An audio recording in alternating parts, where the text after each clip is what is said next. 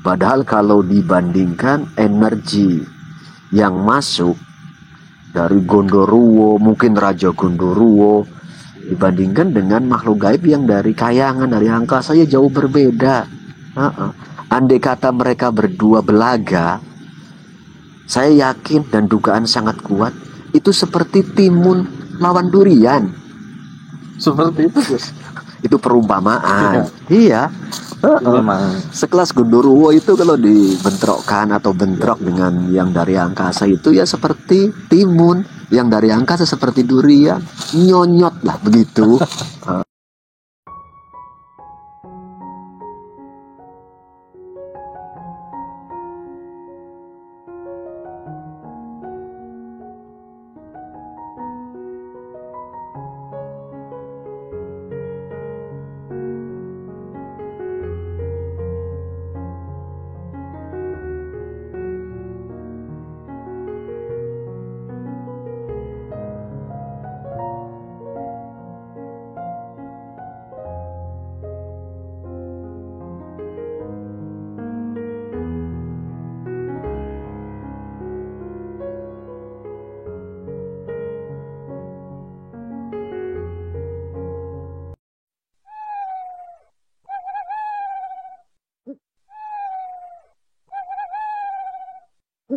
boleh saya bertanya, Silakan. Gus, sekian lama kita sering mediumisasi, Gus. Iya. Baik itu mediumisasi makhluk gaib yang ada di daratan, di bumi, maupun ya belakangan ini makhluk gaib yang ada di angkasa, atau lebih tepatnya dari kayangan, Gus. Iya, iya. Kenapa seperti ini, Gus? Kalau makhluk gaib yang kita masukkan dari daratan lah, dari bumi, itu cara berkomunikasi atau tingkah lakunya lebih urakan, Gus. Oke. Yang mana yang lebih urakan? Yang dari ini, Gus, dari bumi lah, dari daratan. Oke. Kalau pertanyaan abang, kenapa saat kita mediumisasi terkhusus makhluk-makhluk yang ada di sekitaran kita, Ya. mungkin intinya kan terkait menelusuri mitos dan misteri. Seringnya seperti itu kan.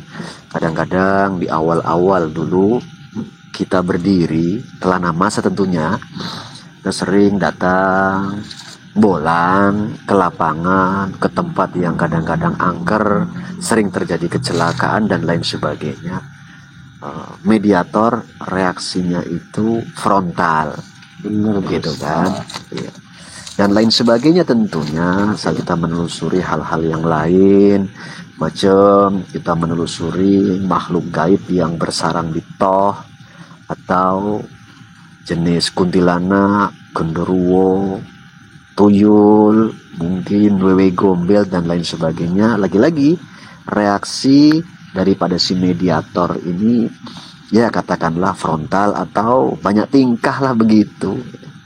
Namun kenapa saat kita mediumisasi makhluk gaib yang konotasinya dari luar angkasa atau lebih tepatnya dari kayangan, mereka kok slow, kayaknya macam si mediator ini tenang begitu malahan kan?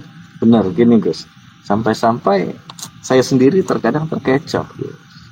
Ketika Mbah Batur itu hadir, kan tanpa kita melakukan seperti mediumisasi biasa. Iya, iya. Tiba-tiba Mbah Batur sudah hadir, gitu.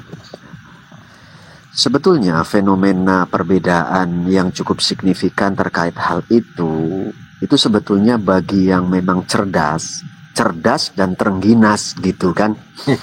Itu paham dan mengerti. Namun dalam hal ini perlu saya menjawab karena abang bertanya, mana tahu ada sahabat-sahabat kita juga yang menonton proses mediumisasi kita pun ikut, ada yang penasaran juga, biar sedikit saya bantu terangkan. Perbedaan yang terjadi seperti itu kronologinya berdasarkan yang saya pahami begini sebetulnya. Mereka kenapa yang dari daratan ini kok kayaknya frontal, kadang arogan dan lain sebagainya. mereka itu lebih besar ego dan sombongnya. Seperti itu. Bila mana dibandingkan dengan makhluk gaib yang dari kayangan atau angkasa. Ya, seperti itu. Memang kalau oknum makhluk gaib dalam hal ini gitu loh, ego dan sombongnya tinggi, itu biasanya banyak tingkah. Ya, itu. Iya. Padahal tidak jaminan energi kemampuannya itu sebesar perilakunya. Pepatah mengatakan air beriak tanda tak dalam. Gitu kan? Iya. Iya. Tong kosong nyari bunyinya. Nah, begitulah. Ya. Jadi itulah salah satu penyebabnya. Padahal kalau dibandingkan energi yang masuk dari Gondoruo, mungkin Raja Gondoruo, dibandingkan dengan makhluk gaib yang dari kayangan, dari angkasa, ya jauh berbeda. Andai kata mereka berdua belaga, saya yakin dan dugaan sangat kuat, itu seperti timun lawan durian. Seperti itu, Gus. Itu perumpamaan. Iya. Memang Sekelas Gondoruo itu kalau dibentrokkan atau bentrok dengan yang dari angkasa itu ya seperti timun, yang dari angkasa seperti durian, nyonyot lah begitu. Begitu, itu gambaran ilustrasi sederhana. Namun kenapa mereka makhluk gaib yang dari kayangan atau angkasa, ya karena satu, kastanya tinggi, umurnya lebih banyak, ya, kemampuannya pun tentunya jauh di atas makhluk gaib yang di bawah. Nah, seperti yang tadi sudah diuraikan. Jadi mereka masuk itu dengan slow dan tenangnya, dan kadang langsung mampu menguasai sempurna atas mediator. Macam seolah-olah seperti tidaklah kemasukan. Iya. Sampai segitunya. Itu menandakan bahwasanya ibarat air itu dalam sampai tak begitu nampak riak-riak gelombangnya. Itu. Ini antara yang terpelajar tidak terpelajar seperti itu, Gus. Mungkin ilustrasinya. Ya, boleh saja diilustrasikan seperti itu. Namun intinya penyebab utamanya itu. Dan kalau diukur perbedaan dari sisi umur, jauh. Yang di atas itu lebih tua atau lebih sepuh. Semakin banyak umurnya, semakin jauh juga dia melangkah. Semakin banyak juga apa yang mereka lihat dan mereka saksikan. Dan semakin banyak juga pengalaman-pengalaman yang sudah mereka jalani. Itu. Kalau yang sekelas Gondoruo, Kuntilanak, paling-paling jauh melangkah kemana, Nyo? Ya, paling di sekitaran komunitasnya saja. Begitu. Jadi wajar bila mana yang terjadi itu ada perbedaan reaksi yang signifikan saat dua sisi ini masuk menguasai raga mediator. Begitu. Dan reaksi pun pada mediator, Gus. Yang sering saya lihat. Ketika Gondoruo, Kuntilanak atau pocong yang masuk itu tidak menguras energi. Iya. Tetapi ketika yang dari kayangan masuk ke tubuh mediator, walaupun masuknya tadi tidak begitu terasa, tapi begitu keluar sangat menimbulkan efek yang dibilang menguras meletihkan lah. Ya, melelahkan, menguras energi daripada si mediator. Ya, memang seperti itu. Itu dikarenakan pengaruh perbedaan energi yang ada. Mereka lebih kaliber lah, yang dari angkasa ini lebih tinggi, lebih berbeda jauh atas perbandingan bila mana hanya sebatas dibandingkan dengan makhluk-makhluk gaib jenis Kuntilanak, Gondoruo dan lain sebagainya. Bahkan begini, saat kita pernah mediumisasi, kan pernah masuk itu makhluk gaib yang kayaknya slow, tidak banyak tingkah. Contoh, kala itu yang dari Wentira. Ya. Wentira ini kan di kalangan kita bangsa manusia yang hobi memahami dan ya menelusuri dengan jalur spiritual, kalangan para ahli supranatural itu kan sudah masuk jajaran yang memang cukup ya terkenal, familiar ya, masuk juga yang dari Saranjana, dan mereka keduanya mengaku selaku rajanya di sana. Itu pun slow, ya, slow. Ternyata di samping mereka slow, ternyata mereka lebih kaliber kalau dibandingkan dengan hanya Raja Gondoruo, gitu loh. Mereka kaliber. Iya Gus, karena seperti ini pengakuan mereka pun berguru kepada yang di atas, ya, yang disayang. Murid daripada Ki Ageng Asmo Kawilang, ya, ternyata benar. Mereka gitu loh. Seperti itu yang menjadi penyebab kenapa terjadi perbedaan reaksi yang cukup signifikan pada diri mediator saat mediumisasi. Begitu. Mudah-mudahan sahabatku semua dimanapun berada ya tambah dewasa, mengerti, beserta tambah wawasan. Inilah kondisi realita yang ada, sahabat ya. Sebetulnya kita kadang bangsa manusia pun ya cobalah untuk ya lebih paham dan cerdas juga ya. Seperti gini loh Bang, ada mungkin sih ya, ini dulu masa-masa kita sering gabung bareng kawan-kawan yang masih anak-anak ya, baru belajar katakanlah mungkin dunia pencak silat ya, baru mempelajari 1, 2, 3 jurus itu kayaknya sudah penralitan. Coba kalau guru besarnya, begitu loh. Beliau slow, santai, begitu. Perasaan semua orang mau ditantang ini. Biasanya untuk yang kalangan pemula, gitu loh. Karena belum duduk wawasan, pengetahuan beserta penguasaan energi tersebut. Itu. Seperti itu contoh sederhana, contoh kecil lah begitu ya. Mudah-mudahan bisa difahami, bisa dimengerti. Jadi yang terpenting kita ambil saja sisi benang merah. Walaupun mediumisasi itu memang saya menyarankan jangan dipercaya seutuhnya, karena kadang-kadang kan informasi ini perlu untuk kita validasi ya, kita seleksi, kita filter, yang baik diambil, yang kurang pas ya abaikan, buang saja, seperti itu. Terus ini terkadang kan ada pertanyaan dari ya subscriber maupun para penonton kita Gus. Iya. Terkadang kan bertanya seperti ini, Gus, bisa nggak kami melakukan mediumisasi, belajar dari jauh atau mempraktekannya di rumah seperti itu? Menurut Gus Iman bagaimana? Ya begini, kalau pertanyaannya bolehkah kalian mediumisasi, pertanyaannya kalau kalian sudah ahlinya ya boleh ya. Namun kalau belum ahlinya jangan mediumisasi tanpa didampingi oleh ahlinya, begitu. Jadi saya kan sering mengingatkan, apalagi di awal-awal video Kelana Masa ataupun GIF, saya sering menyinggung dan berpesan banget, berpesan betul lah ya, mediumisasi jangan dilakukan tanpa didampingi oleh ahlinya kalau belum menjadi seorang ahli, karena banyak efek samping kadang yang mau timbul tidak pernah kita prediksi, begitu.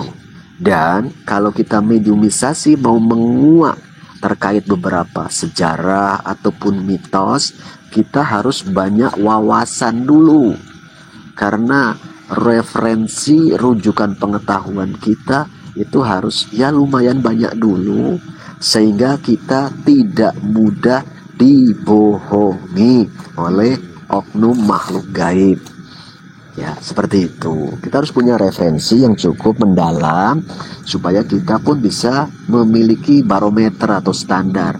Mana obrolan yang perlu diambil, mana obrolan yang harus dibuang, mana yang harus diterima, mana yang harus ditolak. Seperti itu. Terkait kesimpulan terkait mediumisasi, apakah boleh dilakukan sendiri tanpa didampingi oleh ahli? Ya seperti itu jawabannya. Saya ulang balik, silakan kalau kalian sudah menjadi seorang ahli. Kalau belum, pesan saya jangan sembrono.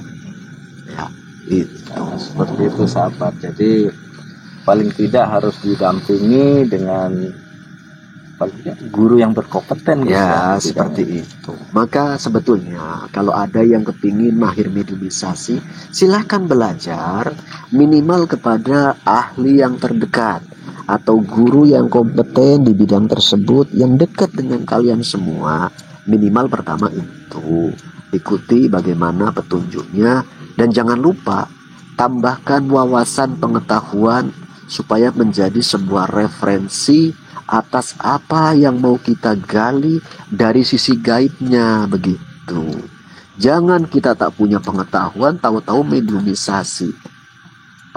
Kemungkinan besar pasti bakal dibohongi total informasi yang bakal didapat dari makhluk gaib ini. Syukur-syukur panjenengan semua sudah mahir mediumisasi, mahir juga kontemplasi.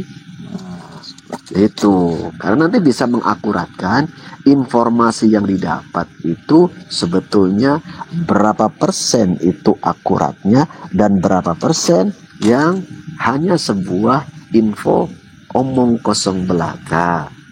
Maka dari itu perlu wawasan dan keilmuan yang mencukupi terkait berkecimpung di hal-hal yang bersifat supranatural.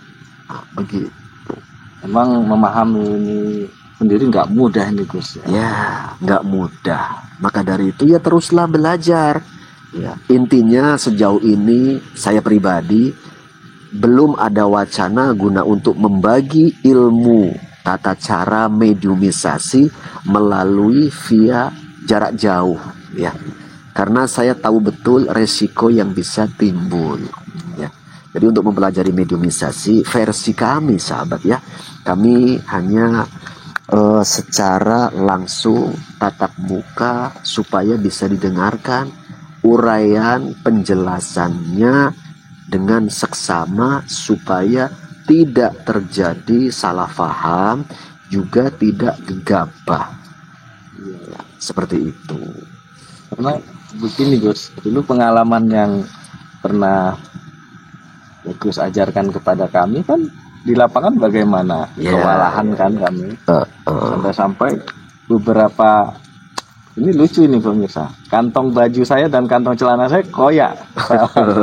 Ya, masih ingat ya? Ingat Gus, gara-gara mediumisasi itu Gus. Ya, itulah sahabatku semua. Dulu anggota-anggota kita saja waktu sudah mencoba memahami teori bagaimana perlindungan dirinya untuk di awal-awal dipraktekkan ke lapangan. Itu bahkan sebelum kelana masa berdiri sahabat semua ya. Sedikit saya bagi tahu, itu mengalami chaos dengan mediator. Makhluk gaib yang masuk itu ngamuk ya, bahkan menyerang habis-habisan, mencakar dan lain sebagainya. Karena kebetulan kadang yang masuk itu jenis golongan siluman macan, siluman harimau dan lain sebagainya. Bahkan sampai salto-salto. Itu sahabat ya.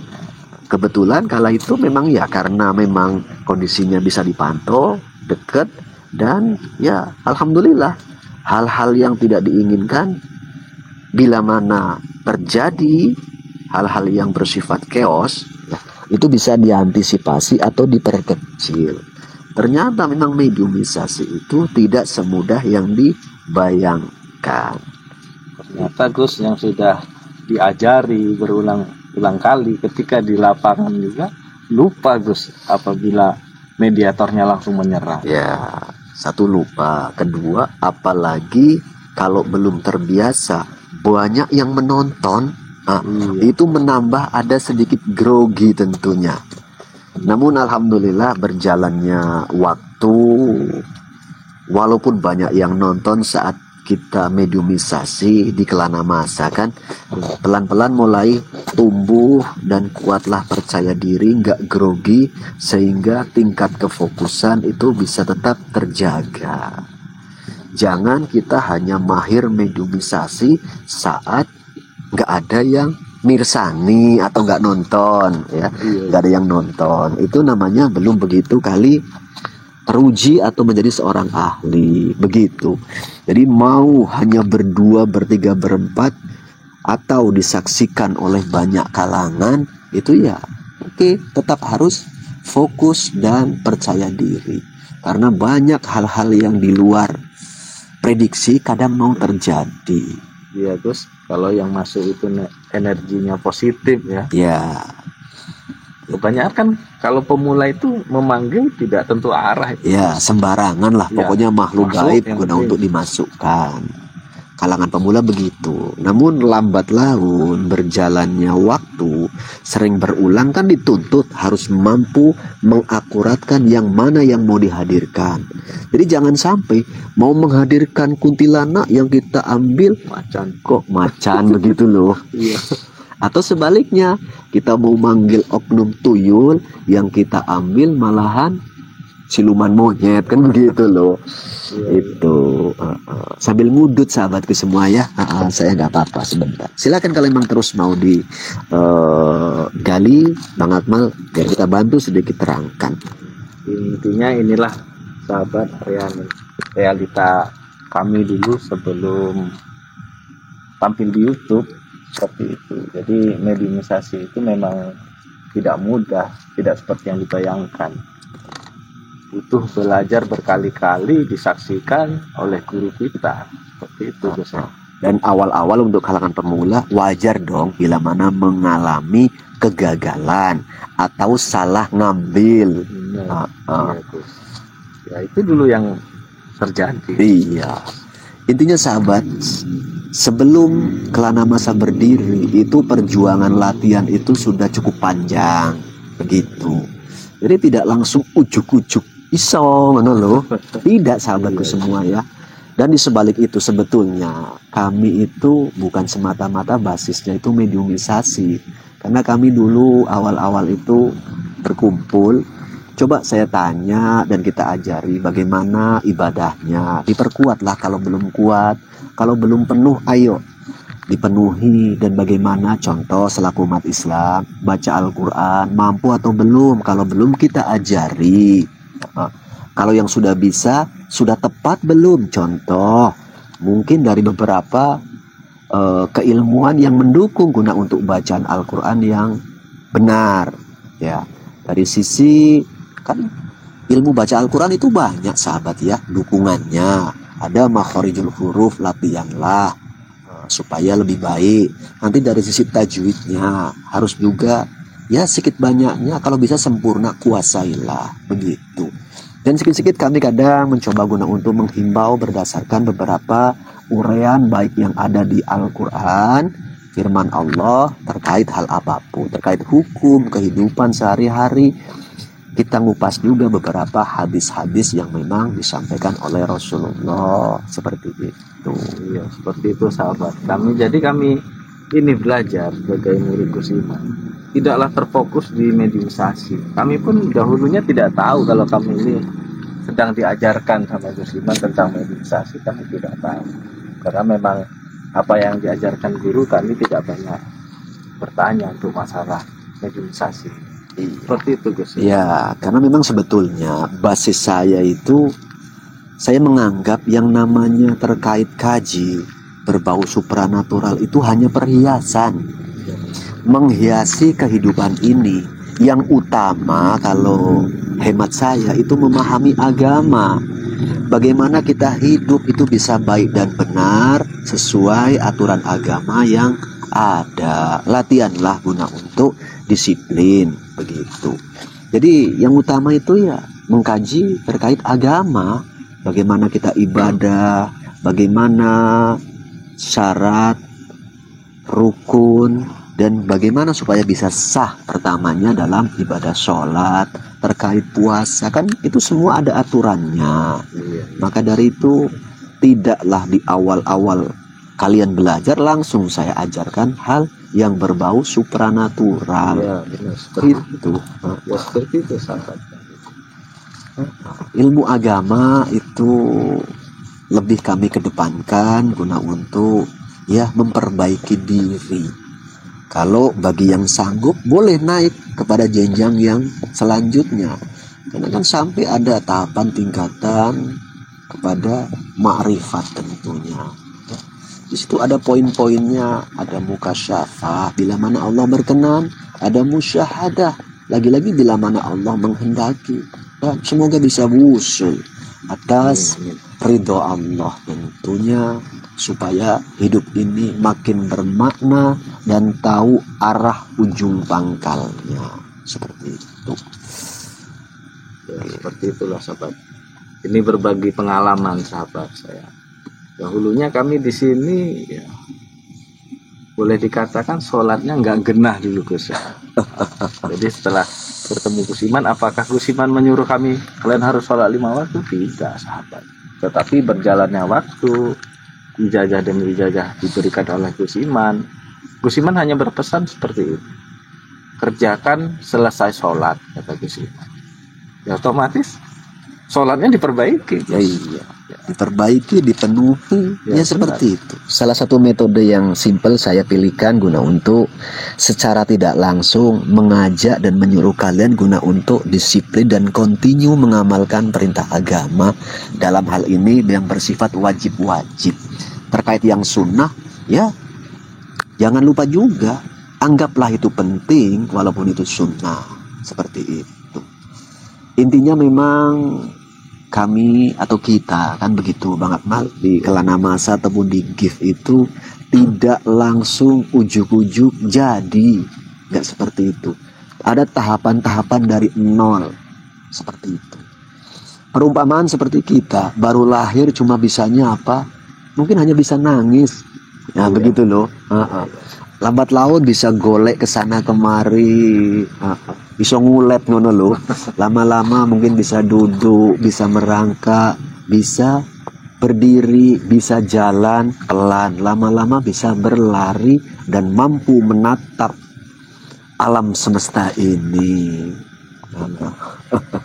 Seperti itu. Jadi saya berpesan, mediumisasi jangan dilakukan kalau belum ahlinya. Silakan belajar kalau kepingin menjadi ahlinya kepada beliau, guru-guru besar yang memang sudah ahlinya di sekitaran panjenengan semua. Dan hati-hati, pilihlah tempat yang baik supaya kita tidak salah mendapatkan sesuatu hal yang kita inginkan. Seperti itu. Nah, kita cukup lah ya. Ya, seperti itulah. Oke sahabat, mungkin ini saja yang dapat kami obrolkan Gus ya. Iya ya, seperti itu. Lebih kurang kami mohon maaf dan undur diri. Wabillahi taufiq wal hidayah. Assalamualaikum warahmatullahi wabarakatuh. Aja kelalen subscribe ya.